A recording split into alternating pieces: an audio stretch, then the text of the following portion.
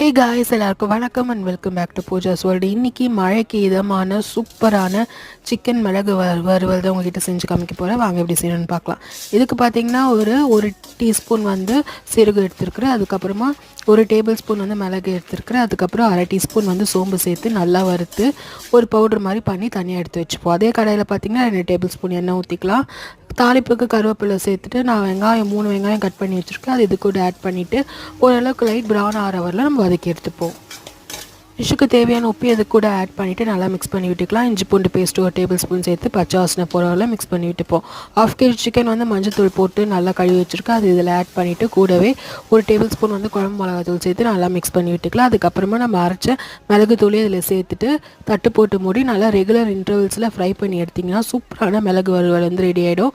இந்த டிஷ் பிடிச்சிருந்தால் சப்ஸ்கிரைப் பண்ணி சப்போர்ட் பண்ணுங்கள். ஃபைனலாக கொத்தமல்லி தூவி இறக்கிடுங்க.